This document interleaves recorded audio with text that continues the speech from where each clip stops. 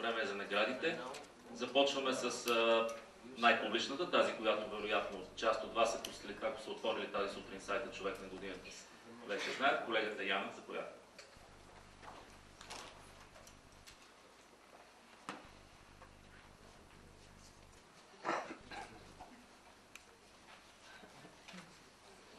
Гражданите награждава инициативата Спаси Дарина с приз на публиката.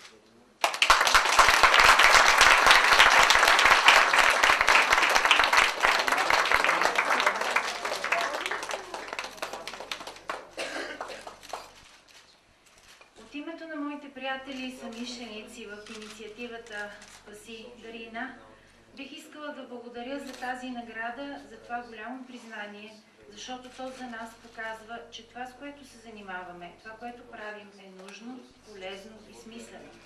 Искам да благодаря също така на нашите дарители, без които нашата инициатива нямаше да съществува 3 години. Точно 3 години стават тези дни.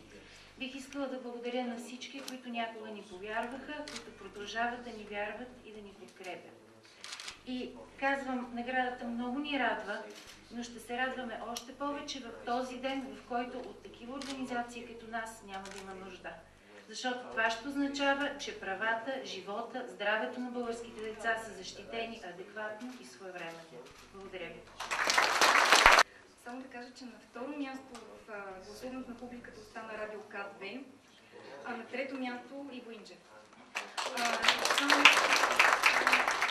Искам да кажа само няколко думи за Иво Инджев. Иво Инджев, първо трябва да отбележим, че той е първата личност, определено журито. И второ, той ни кара ни за нещо друго. Той е номиниран най-много пъти, феноменален брой пъти за наградата. 14 пъти в рамките на номинациите и 4 пъти след номинациите бяха спряни. Тоест общо 18 пъти. И така Иво Инджев получава грамота за най-номинирана личност на годината.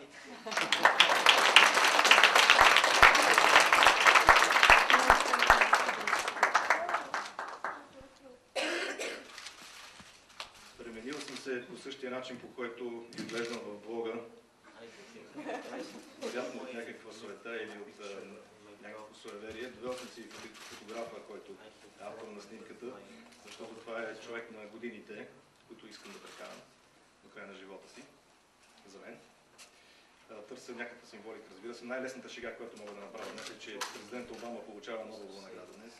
По аналогия, и аз така.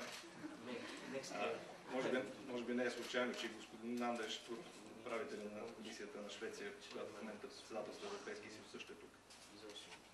Има нещо европейско в това, което се случва.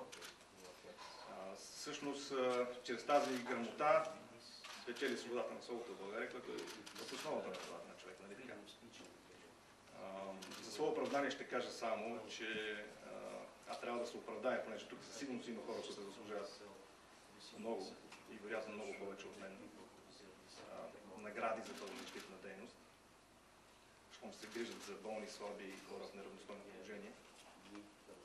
Но за свое оправдание трябва да кажа, че аз представям медия. Интересното и хубавото, добрата новина, тук има опитни блогъри много повече от мен, е, че един блог може да постигне това. Това е просто много добра новина за свободата на словото в България. И накрая, понеже живеем във време на едни особени болести, птичи грип, свински грип, луда крава, според мен тук са лечители на нещо много по-страшно, което ни застрашава, защото разтяването на човешкото сърце, на човешката чувствителност. Виждам тук, аз ги познавам всичките задочно от сайта. Хора, които са заслужили много в тази сфера на лечението и които вярвам ще помогнат да се преодолее, и позволите да кажа малко практично, анорексията на душата, която според мен е много тежко заболяване.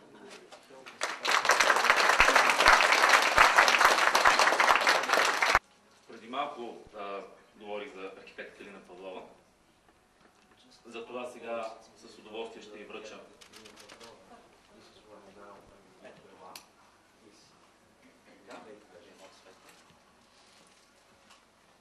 всъщност решихме да наградим архитект Калина Павлова за гражданска доблест. Това, което научихме. Наградата Човек на годината е учредена за прецеденти, за постъпки в тесния смисъл на защита правата на човека. Обаче, от номинациите, които получихме, преди малко стана дума и за колегата Иво Минчев, разбрахме, че има огромен дефицит на поощряване на гражданската доблест, на смелостта. Голяма част от номинациите бяха именно в тази сфера и в тази сфера няма как да отличим архитект Калина Павлова.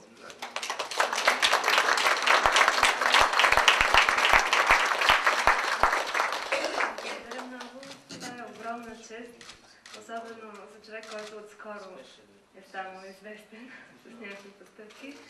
Но тази награда не е само за мен, тя е за всички във Варна и извън Варна, които ни помагаха много. Не всички са известни, не всички са давали интервюта по проблемите, но ежедневно са помагали с идеи, с писане на документи. Тази награда ще бъде за всички тях. Благодаря много. Българския Хелзински комитет и журито на Човек на годината 2009 награждават Донка Панайотова за защита на правото на равен достъп до образование на ромските деца в България.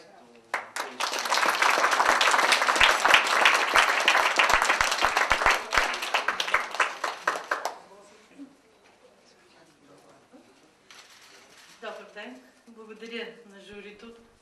Благодаря на инициативата на Български Хелзински комитет. Преди 10 години във Видин започна пилотния проект за Централна и Източна Европа десегрегация на ромското образование. Една година по-късно Ню Йорк Таймс на втора страница, на цяла страница публикува отличните резултати от процеса на десегрегация. Но завърши скептично дали този процес ще продължи във времето. Днес вече ние изминахме 10 годишен път. Резултатите са много добри. Аз искам да благодаря на цялото гражданство на град Видин, които подкрепяха тази инициатива през всичките тези години.